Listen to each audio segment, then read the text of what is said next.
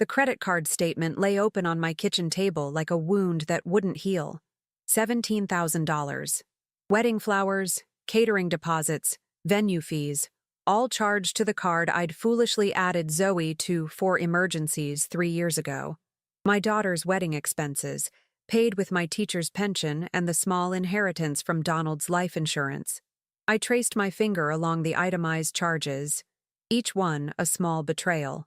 Enchanted Gardens florist, $3,200. Bella Vista reception hall, $8,500. Morrison's catering, $4,800.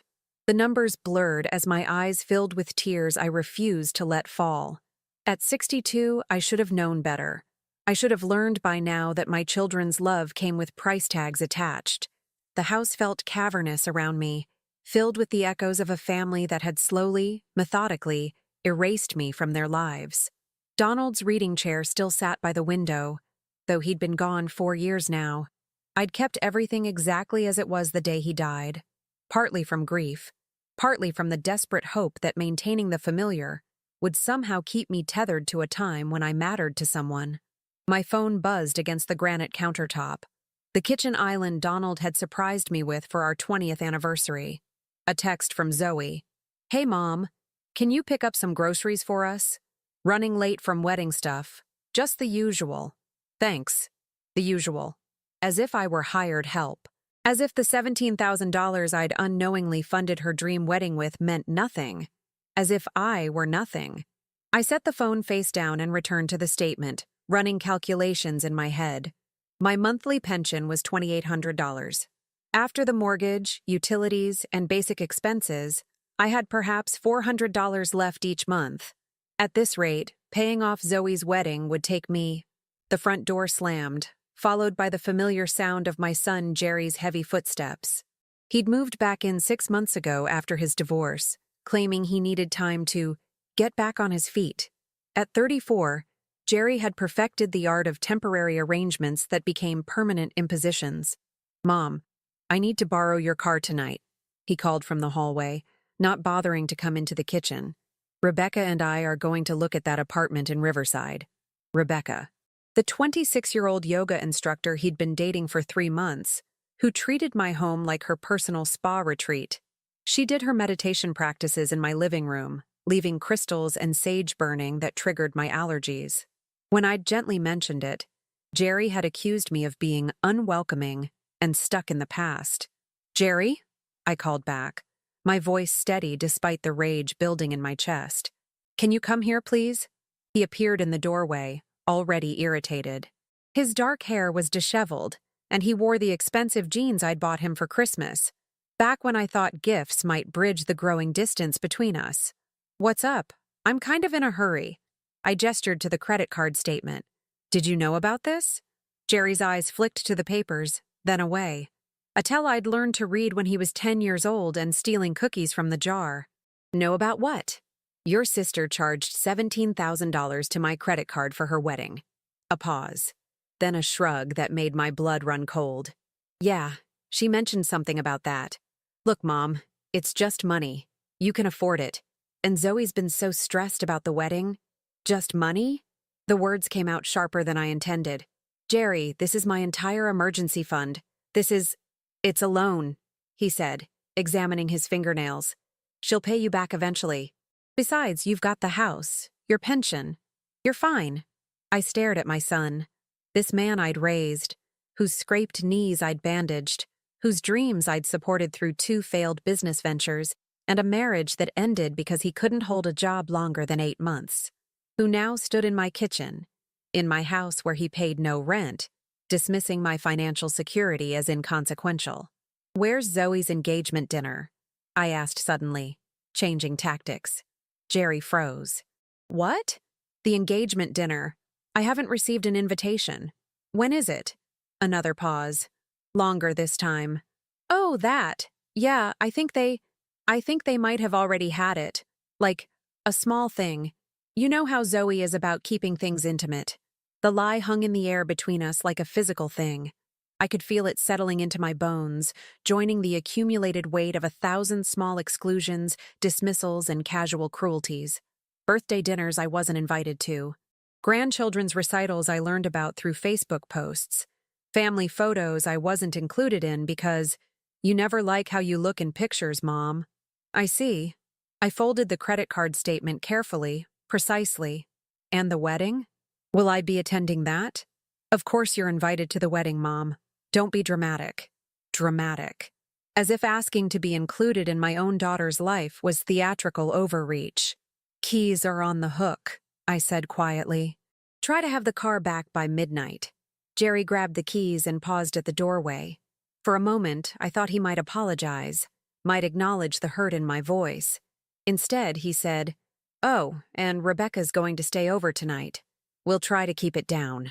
The front door slammed again, leaving me alone with the credit card statement and the growing realization that somewhere along the way, I'd become a stranger in my own life. I walked to Donald's chair and sat down heavily. Outside, the neighborhood was settling into evening routines. Mrs. Duncan across the street was watering her garden. The Morrison kids were riding bikes in their driveway. Normal families doing normal things, while I sat surrounded by the debris of relationships I'd spent decades nurturing, only to discover they were built on my utility rather than my worth. My phone buzzed again. Another text from Zoe. Forgot to mention, can you handle the catering deposit for next month? It's only like $2,000. Dad's life insurance should cover it, right? You're the best. Only $2,000. Dad's life insurance should cover it. Donald's life insurance, which had already been decimated by his medical bills, Jerry's last business opportunity, and now Zoe's dream wedding. The life insurance that was supposed to ensure I could age with dignity, that was my safety net for the inevitable medical expenses and care I'd eventually need. I stared at the text until the words blurred. Then I did something I'd never done before in 34 years of motherhood. I deleted it without responding. But my silence wouldn't be enough. I understood that now, sitting in Donald's chair as the last of the evening light filtered through windows he'd love to sit by. Silence was just another form of enabling, another way of saying yes to people who'd forgotten how to hear no. In the growing darkness of my living room, surrounded by the artifacts of a marriage and motherhood that had defined me for so long, I began to plan what would happen next. Because if my children had decided I was valuable only for what I could provide, then perhaps it was time they learned what happened when that value was removed. The credit card statement crinkled in my hands as I folded it one final time. Tomorrow, I would make some calls. Tonight, I would sit with Donald's ghost and remember what it felt like to be loved for who I was, not what I could give.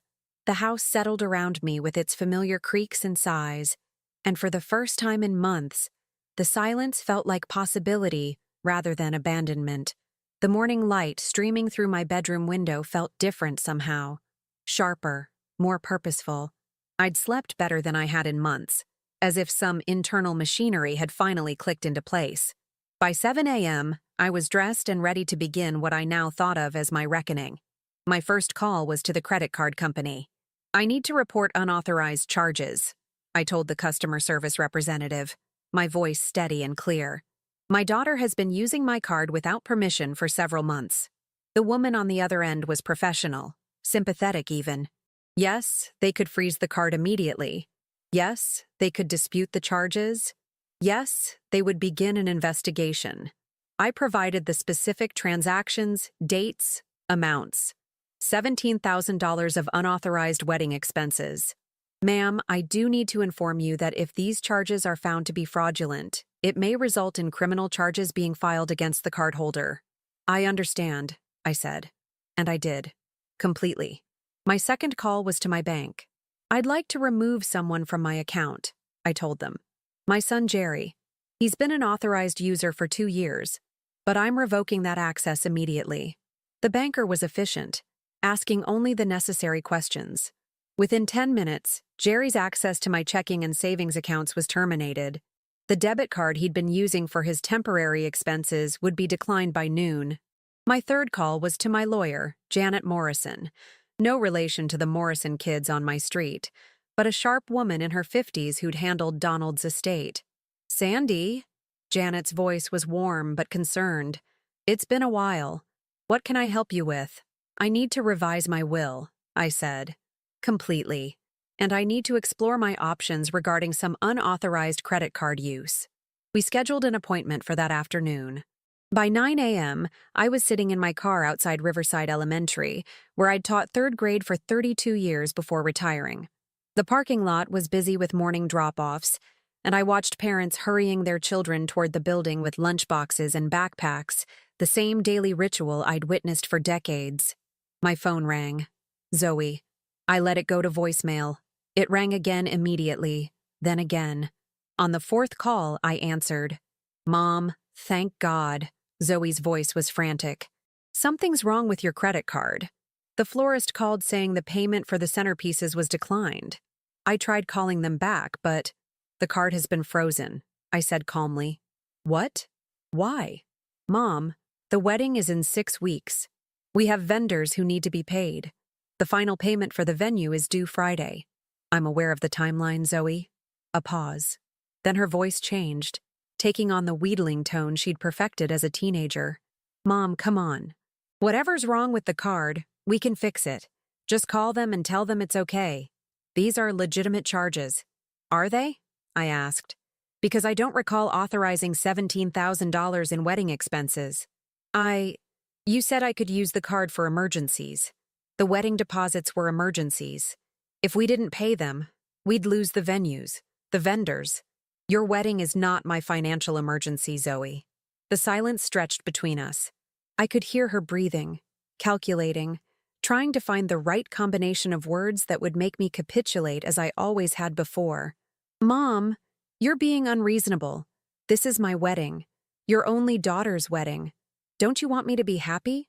The question that had controlled me for 34 years. Don't you want me to be happy? Don't you want us to succeed? Don't you love us enough to help? I want you to pay for your own wedding, I said, like adults do. We can't afford. Then perhaps you should plan a wedding you can afford. I hung up. The phone immediately started ringing again. I turned it off. At 11 a.m., I was at the hardware store, purchasing new locks for my front and back doors. The elderly clerk, a man I'd seen there for years, helped me load them into my car. Changing locks is easier than most folks think, he said conversationally. YouTube's got videos for everything these days. I thanked him and drove home, where I found Jerry's car in my driveway and Rebecca's yoga mat spread across my living room floor. The smell of sage hung heavy in the air, making my eyes water. They were in the kitchen, Rebecca making herself a smoothie with ingredients from my refrigerator, while Jerry sat at my table, scrolling through his phone. Mom, finally, Jerry said, without looking up. Something's wrong with my debit card, and Zoe's been trying to call you all morning. She's freaking out about some wedding payment thing. The card was declined because I closed your access to my accounts, I said, setting my purse on the counter. And I'm aware of Zoe's situation. Rebecca looked up from the blender, her perfectly highlighted hair catching the light. Oh my God, Sandy, you scared us. Jerry thought maybe you'd had a stroke or something, making such weird financial decisions. Weird financial decisions. This 26-year-old woman, who contributed nothing to my household, had an opinion about my financial decisions. Rebecca, I said quietly, I need you to gather your things and leave. She laughed. What? Why? Because this is my home, and you don't live here. Jerry finally looked up from his phone. Mom, what's gotten into you today? You're acting crazy. I'm acting like someone who owns her own house and manages her own finances. I walked to the coffee maker and began preparing a cup, my movements deliberate and calm. Rebecca, you have 10 minutes to collect your belongings. Jerry. Rebecca looked to my son, expecting him to intervene.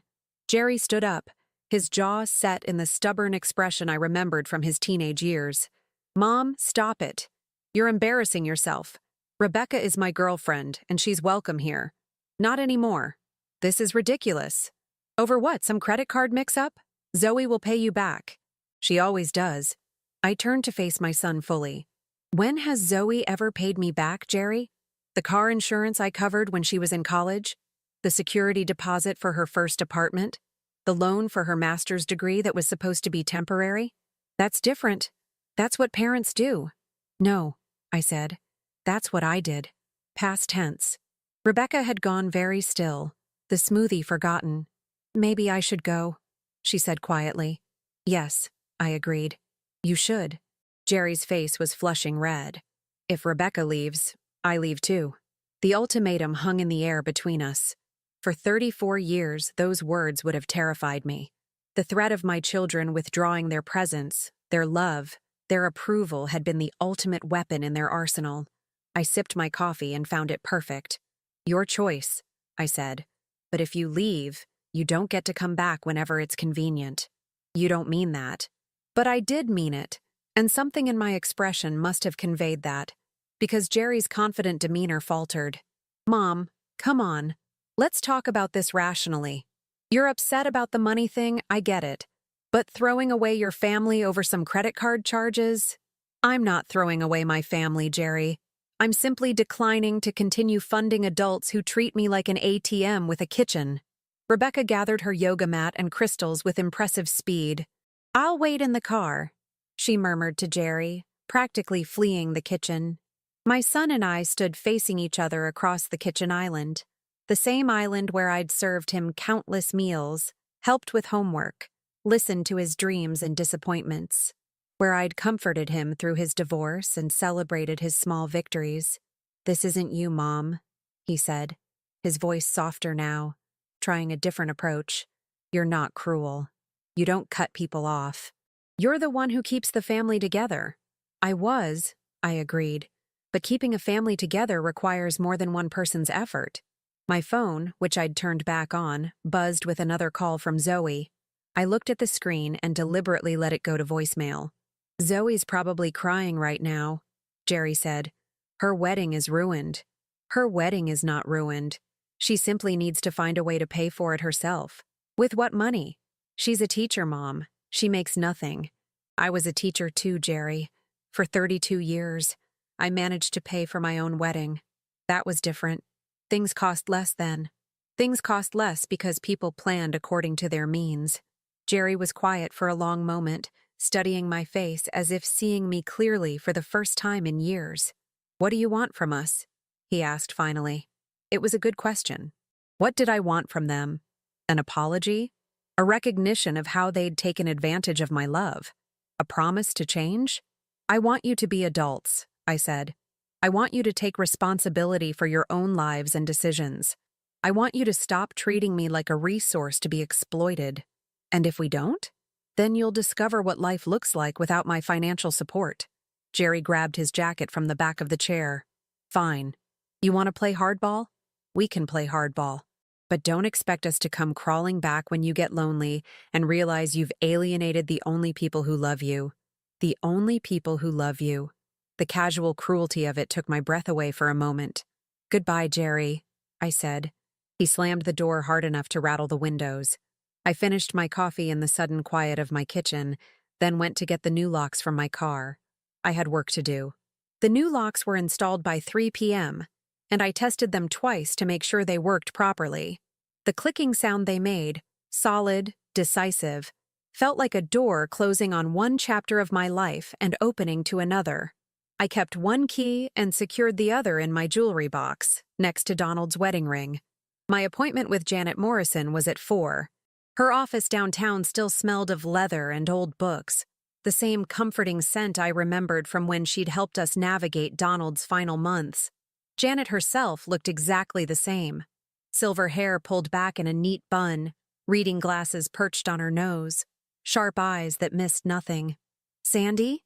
She said, gesturing to the chair across from her mahogany desk. You sounded upset on the phone. Tell me what's happened. I laid out the situation methodically. The unauthorized credit card charges, the pattern of financial exploitation, the casual dismissal of my concerns, the exclusion from family events. Janet took notes, occasionally asking clarifying questions, her expression growing more serious with each detail. How long has this been going on? She asked when I finished. Years, I admitted, but it's escalated since Donald died. I think they see me as, I searched for the right words, as a resource rather than a person. Janet set down her pen and leaned back in her chair. Sandy, what you're describing could constitute financial elder abuse. The credit card charges alone. I don't want to press criminal charges, I said quickly. I just want them to understand that there are consequences to their choices. Understood. Let's talk about your will first. Then we'll discuss your other options. My current will, drafted shortly after Donald's death, left everything equally between Jerry and Zoe. The house, my retirement accounts, Donald's life insurance policy, all split down the middle, with Jerry as the executor. I want to change everything, I told Janet. I want to leave the house and half my assets to charity. The children can split what remains of my retirement accounts, but only after they've repaid what they've taken from me over the years. Janet made notes. Which charities? The Literacy Foundation where I used to volunteer, the animal shelter, maybe something for elderly people who don't have family support. The irony wasn't lost on me. And you want to change the executor? Yes, you, if you're willing. Janet nodded. I am. Now, regarding the credit card situation, the bank will likely recover most of those charges. But Sandy, I need to ask, are you prepared for the fallout? Your children aren't going to take this quietly. As if summoned by her words, my phone rang. Zoe again. I declined the call. They've been calling all day, I said. Jerry has already moved out, taking his girlfriend with him. He seems to think I'll change my mind when I get lonely. Will you? The question hung in the air. Would I? It would be so easy to call them back, to apologize, to restore the status quo, to return to being the mother who said yes to everything, who absorbed their problems and smoothed their paths. No, I said, and meant it. I won't. Janet's smile was small but approving. Good. Now, there's something else we should discuss. Have you considered a restraining order? If they start harassing you, let's see how they handle the new boundaries first. By the time I left Janet's office, it was nearly 6 p.m. The revised will would be ready by the end of the week. The credit card investigation was underway. The locks were changed. I had taken back control of my narrative, and it felt both terrifying and exhilarating. I stopped at the grocery store on my way home, buying only what I needed for myself. A small chicken breast, fresh vegetables, a bottle of wine I'd been saving for a special occasion. In the checkout line, I realized this was a special occasion, the first day of my life where I mattered to myself as much as I'd always mattered to others. The house felt different when I returned. Quieter, yes, but also cleaner somehow. Rebecca's crystals were gone. Jerry's scattered possessions, magazines, dirty dishes, charging cables, had been swept away. The air no longer smelled of sage and entitlement. I was preparing dinner when I heard a gentle knock at my back door. Through the window, I could see my neighbor from 2 houses down, a woman about my age whom I'd waved to occasionally but never really spoken with. She was holding a casserole dish. I opened the door cautiously. Hi, she said, offering a tentative smile. I'm Elizabeth Duncan. I live in the blue house with the garden. I hope I'm not intruding, but I noticed there was some commotion earlier. Raised voices, and I saw a young man leaving with suitcases. She paused, looking embarrassed. I wanted to make sure you were okay. Elizabeth Duncan, Mrs. Duncan. I'd been watching her tend her garden for years, admiring her roses and vegetable plots. But we'd never done more than exchange pleasantries about the weather. I'm fine, I said automatically, then caught myself. Actually, that's not entirely true. I'm having a difficult day, but I'm handling it. Would you like some company while you handle it? She asked, lifting the casserole dish slightly. I made too much lasagna, and eating alone gets old after a while. There was something in her eyes, a recognition perhaps, the understanding of one woman who'd been alone for a while speaking to another. I was just opening a bottle of wine, I found myself saying. I'll get glasses, Elizabeth said, as if it were already decided. 40 minutes later, we were sitting at my kitchen table, sharing her excellent lasagna and my carefully hoarded Pinot Grigio. Elizabeth was a widow, too. Her husband had died 3 years ago from the same cancer that had taken Donald. She had 2 adult children, both living across the country, both successful and busy with their own lives. They call every Sunday, she said when I asked about them. Dutiful calls. How are you, Mom? Are you eating well? Did you remember to take your medications? They mean well, but sometimes I feel like they're checking off a box. Visit with elderly mother, completed. At least they call, I said, then immediately felt disloyal for the comparison. Your children don't call? And somehow, sitting in my kitchen with this woman I barely knew, I found myself telling the whole story. The money, the exclusions, the casual dismissals, the engagement dinner I hadn't been invited to, the credit card charges that had finally opened my eyes to how thoroughly they'd been using me. Elizabeth listened without judgment, occasionally nodding or making small sounds of sympathy. When I finished, she was quiet for a moment. "How do you feel now?" she asked. "Having set those boundaries?" "Terrified," I admitted, "and relieved, and guilty for feeling relieved." "The guilt will fade," Elizabeth said with certainty. "The relief will grow stronger." "How do you know?" She smiled, and for the first time I noticed she had laugh lines around her eyes and a scar on her chin that made her face interesting, rather than perfect. "Because I went through something similar with my sister. Not money, but emotional manipulation. Years of being the one who always gave in, always accommodated, always sacrificed my peace for family harmony. Finally, I stopped. Cut contact completely. Do you regret it? I regret how long it took me to do it." My phone buzzed with a text. "Zoe. Mom, please call me back. I'm scared and I don't know what to do about the wedding. I'm sorry if I upset you, but please don't punish me for using the card when you said it was for emergencies." I showed the message to Elizabeth, who read it with a thoughtful expression. "Still playing the victim," she observed. "Notice how she's sorry if she upset you. Not sorry for taking $17,000 without permission. And she's reframing theft as punishment." I hadn't noticed the careful wording, but Elizabeth was right. Even in her apology, Zoe was manipulating the narrative. "What would you do?" I asked. "What feels right to you?" I looked at the message again, feeling the familiar tug of maternal guilt. Zoe was scared. Zoe needed help. Zoe was sorry. Or at least, she said she was. But underneath that guilt was something new. A clear-eyed recognition of the pattern, the crisis, the appeal to my emotions, the subtle blame-shifting, the expectation that my love would override my judgment. I deleted the message without responding. "Good," Elizabeth said simply.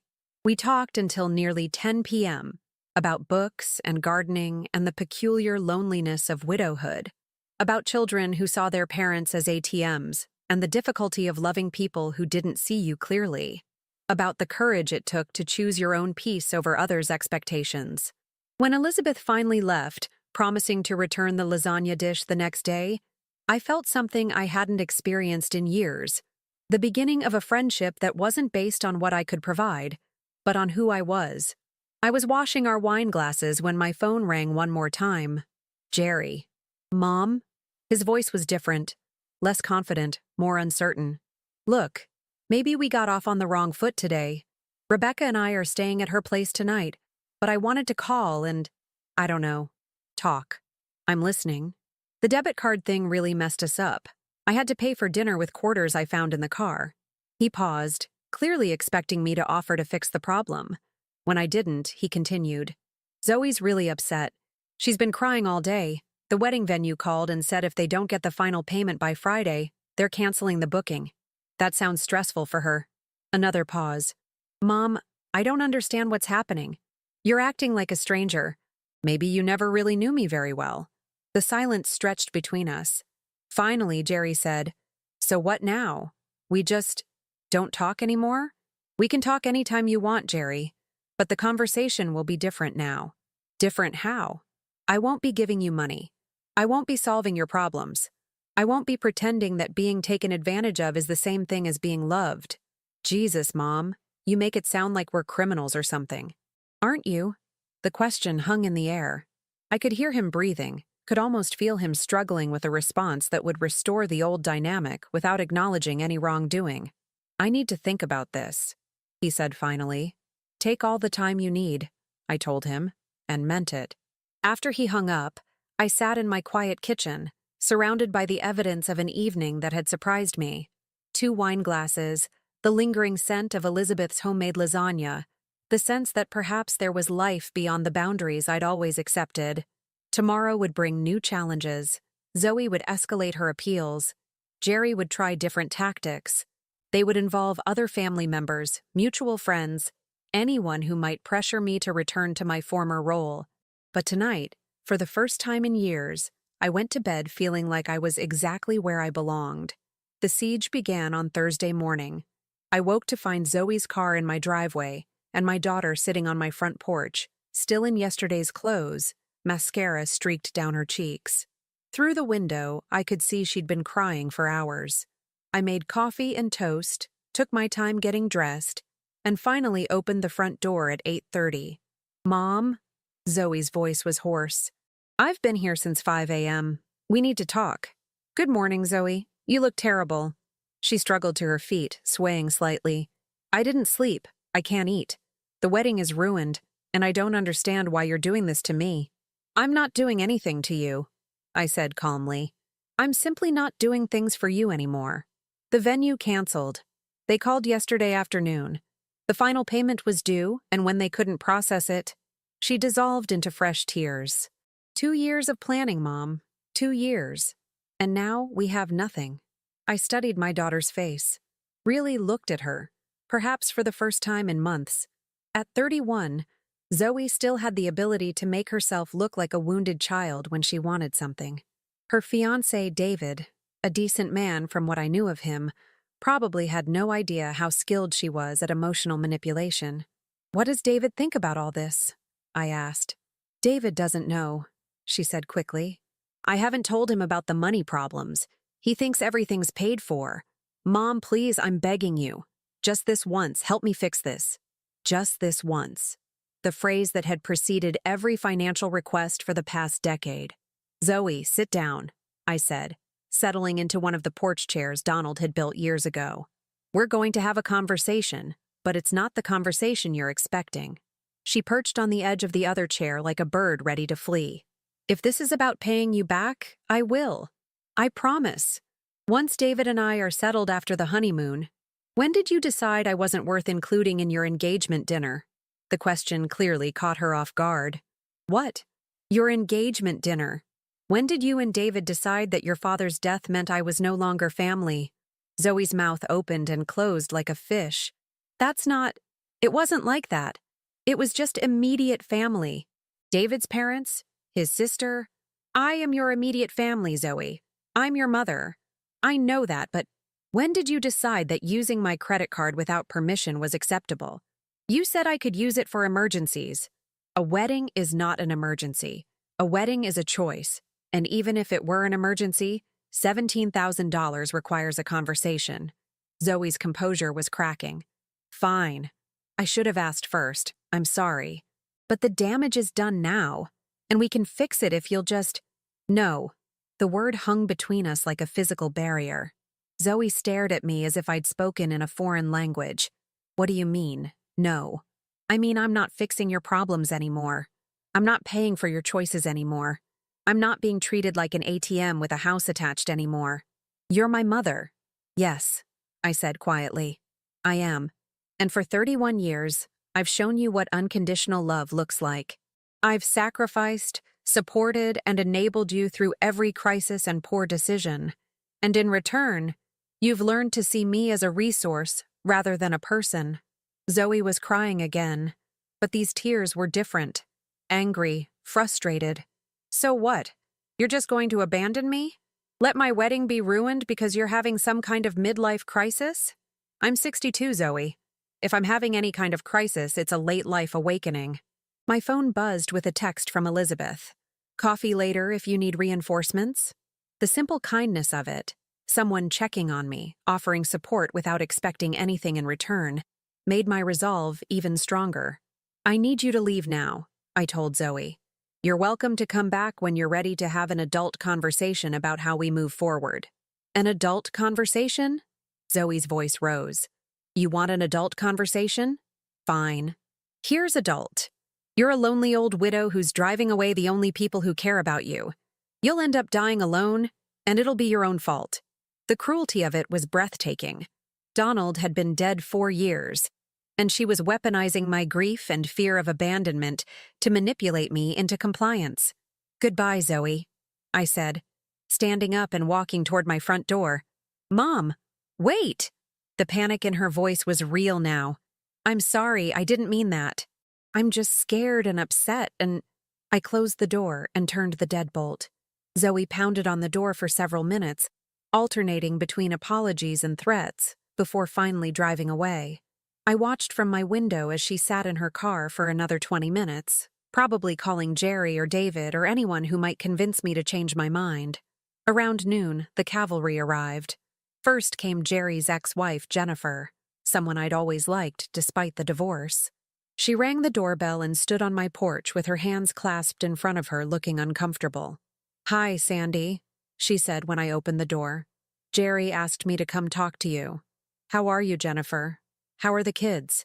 "They're good. Growing fast." She shifted her weight. "Look, I don't really want to be in the middle of this. But Jerry said there's some kind of family emergency?" "There's no emergency," I said. "There's a consequence." I invited her in for coffee and told her the truth about the financial exploitation, the exclusions, the pattern of taking advantage of my love and generosity. Jennifer listened with growing discomfort. "I had no idea," she said finally. "Jerry always made it sound like you were happy to help." "I was. Past tense. He's really struggling, Sandy. The divorce was expensive, and his job situation." She trailed off, realizing she was making my point for me. "Jennifer, you managed to support yourself and 2 children on a teacher's salary. If Jerry is struggling, it's because he's never learned to live within his means." She left shortly after, clearly regretting her involvement. At 2 p.m., David arrived. Zoe's fiancé was a software engineer, quiet and thoughtful, someone who'd always treated me with respect. When I opened the door, he looked genuinely distressed. "Mrs. Patterson," he said, "I hope you don't mind me coming by." Zoe told me about the wedding situation, and I wanted to apologize. This I hadn't expected. "Apologize for what, David?" "I had no idea Zoe had charged so much to your credit card without asking. She told me you'd offered to help with the wedding expenses, and I thought it was your gift to us." He ran his hand through his hair. "If I'd known she was taking money without permission, I never would have allowed it." For the first time in days, I felt a flicker of hope. Here was someone taking responsibility, showing genuine remorse. "Come in," I said. "Let's talk." David explained that Zoe had been handling all the wedding finances, telling him that everything was covered. He'd offered to contribute more, but she'd insisted it was handled. He'd had no idea about the credit card charges, the unauthorized access to my accounts, or the pattern of financial dependency. "I love Zoe," he said, "but I'm starting to see some things about her that concern me." "Such as?" "The way she talks about you sometimes, like you're supposed to solve all her problems. And when I suggest we should pay our own way or maybe have a smaller wedding, she acts like I'm being unreasonable." He paused. "Is this why you weren't invited to the engagement dinner?" My heart clenched. "You noticed that?" "I asked Zoe about it. She said you were busy that weekend, that you'd declined to come. But something about her answer felt off.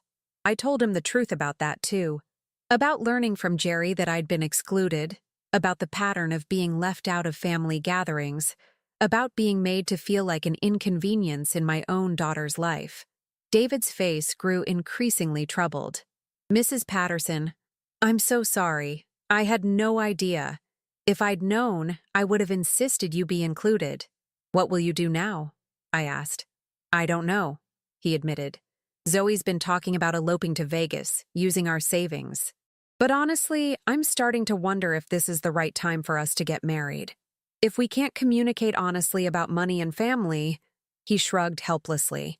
After David left, I called Elizabeth. She came over within an hour, carrying a bottle of wine and a bag of Chinese takeout. "Rough day?" she asked, surveying my face. "Educational day," I said. "I'm learning exactly who my children are when they can't get what they want from me." We were halfway through dinner when my phone rang. Jerry. "Mom, this has gone far enough," he said without preamble. "Zoe's a mess, her fiancé is asking questions, and you're destroying the family over money." "I'm not destroying anything, Jerry. I'm simply declining to fund it. We talked to Jennifer. We talked to David. You're turning everyone against us. I told them the truth. If the truth turns them against you, perhaps the problem isn't with the truth. Fine. You want to play hardball? We'll play hardball. We're thinking about having you declared incompetent. The threat was so absurd I actually laughed. On what grounds? Sudden personality change. Irrational financial decisions. You're clearly not thinking straight. Elizabeth, who could hear Jerry's raised voice through the phone, rolled her eyes and mouthed, "Amateur." "Jerry," I said calmly, "I've revised my will. I've consulted with my attorney. I've made carefully considered financial decisions that protect my assets from unauthorized use. If you'd like to challenge my mental competency, you're welcome to try.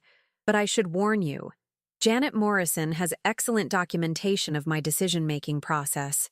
The silence on the other end was satisfying. "This isn't over," Jerry said finally. "No," I agreed. "It's just beginning."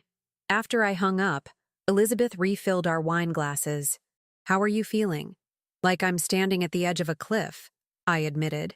"Terrified, but also free." "The terrified part will fade," Elizabeth assured me. "The free part will grow stronger." "How long did it take with your sister?" "About 6 months before the guilt stopped being overwhelming. A year before I stopped jumping every time the phone rang." She paused.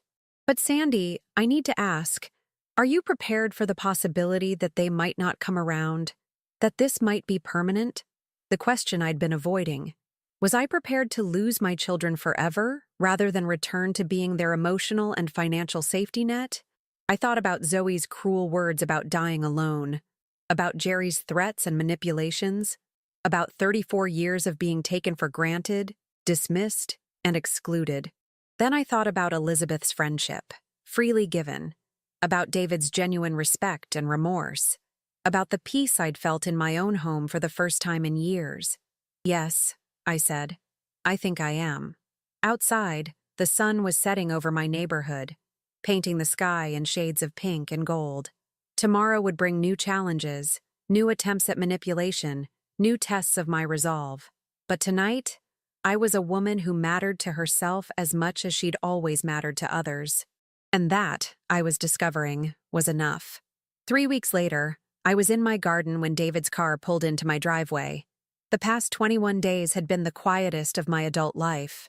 No frantic phone calls about emergencies, no unexpected visitors demanding money or solutions. No one treating my home like a hotel or my bank account like a community resource. Elizabeth and I had fallen into an easy routine of morning coffee and evening walks, and I'd begun to remember what it felt like to live for myself. The credit card company had ruled in my favor, $17,000 in unauthorized charges reversed, with a notation in their file about potential fraud. Zoe would face no criminal charges, but she would also receive no wedding funding from my compromised account. David looked different as he walked up my front path. Thinner, perhaps, and definitely more serious.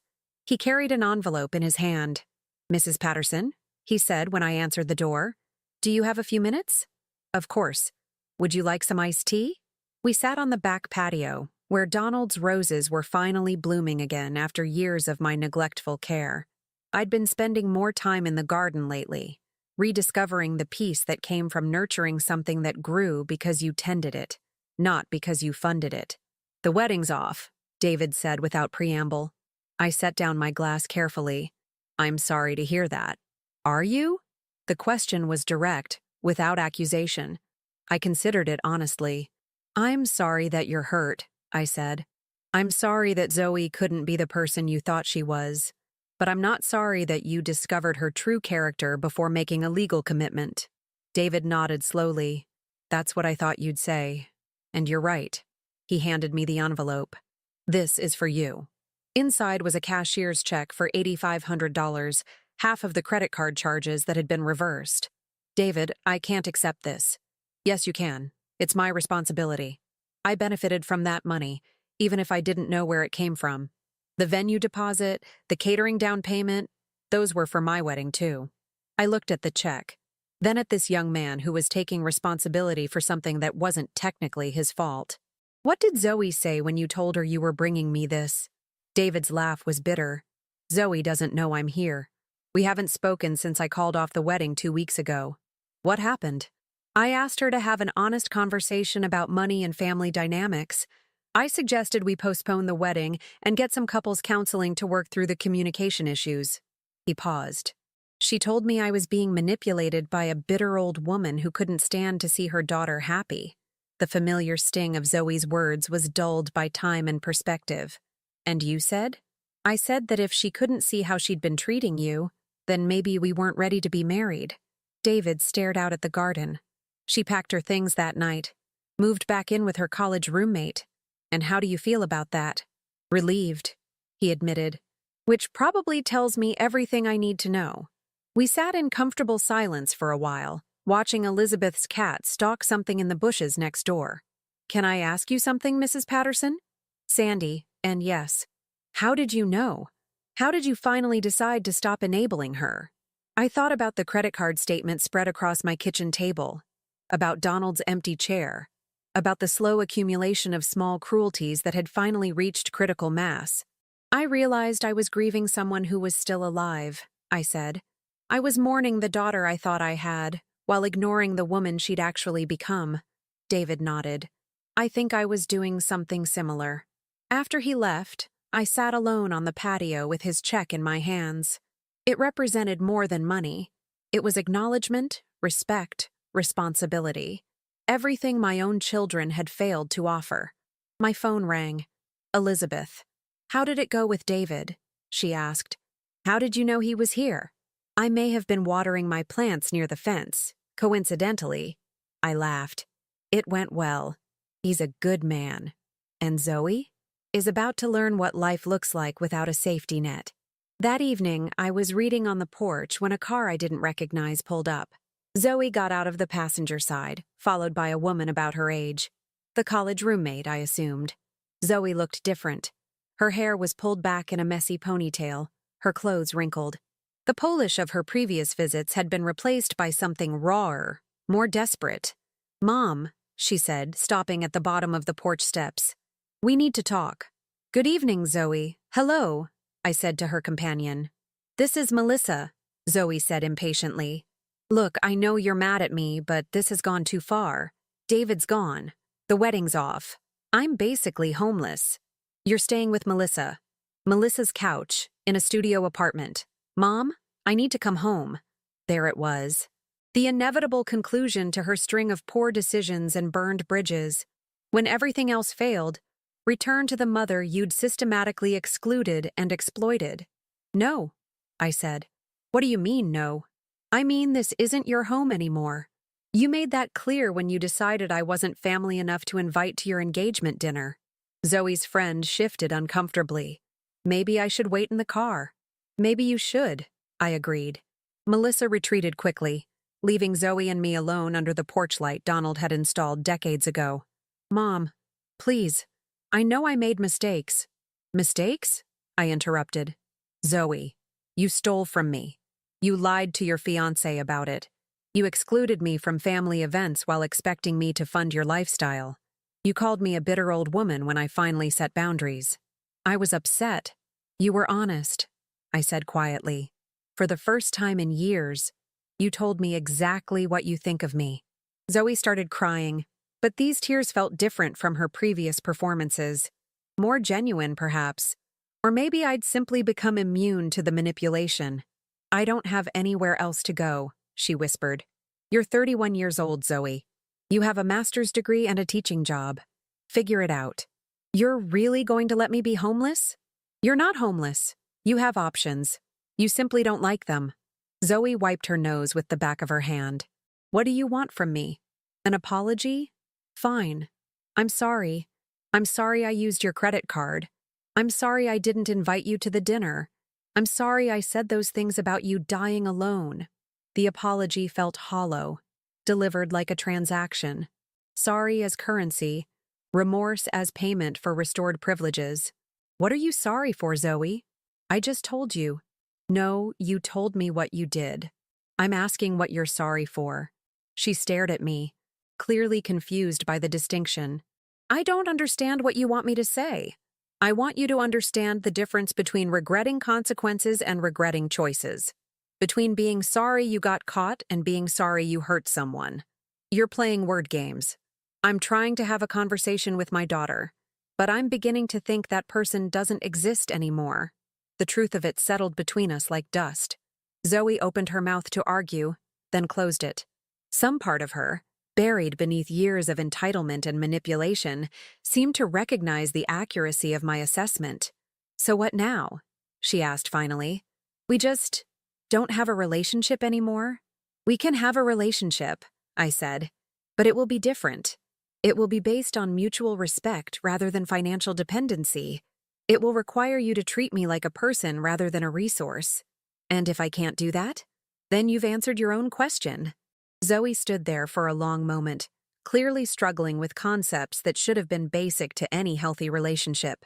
Finally, she turned and walked back to Melissa's car without another word. I watched them drive away, feeling something I hadn't expected. Peace. The next morning, Jerry called. Zoe told me what happened last night, he said. Mom, this is insane. She's your daughter. She's an adult who made adult choices. I'm allowing her to experience adult consequences. You're destroying the family. No, Jerry, I'm choosing not to be destroyed by it anymore. There was a long pause. So that's it? You're just done with us? I'm done being used by you. There's a difference. What if we change? What if we, I don't know, pay you back, treat you better? It was the first time either of my children had even acknowledged that their behavior needed changing. Then we'll see what happens, I said. But change has to be real, Jerry. Not just words designed to restore your access to my resources. How do we prove it's real? You don't prove it to me. You prove it to yourselves. By becoming the kind of people who don't need to prove it. After we hung up, I sat in Donald's chair and looked out at the life I'd built for myself in the weeks since I'd reclaimed my agency. The garden was thriving. My friendship with Elizabeth had deepened into something precious and sustaining. I'd started volunteering at the literacy center again, rediscovering the joy of helping people who appreciated rather than expected my assistance. David's check sat on my desk, already deposited into an account my children could never access. But more valuable than the money was what it represented, proof that I was capable of inspiring respect rather than just dependency. My phone buzzed with a text from Elizabeth. Coffee date with that new widow from Riverside Elementary this afternoon? I thought you might like her. I smiled and typed back, yes. Looking forward to it. For the first time in decades, I was looking forward to things. To conversations that didn't revolve around crises or demands. To relationships built on choice rather than obligation. To a future where I mattered to myself as much as I'd always mattered to others. Outside, Mrs. Duncan's roses were blooming, and mine were finally catching up. I had work to do in the garden, friends to meet, books to read, a life to live on my own terms. The siege was over. I had won. Not by defeating my children, but by refusing to defeat myself for their convenience any longer. In the end, the greatest victory was the simplest one, remembering that I was worth more than what I could provide, and having the courage to live accordingly.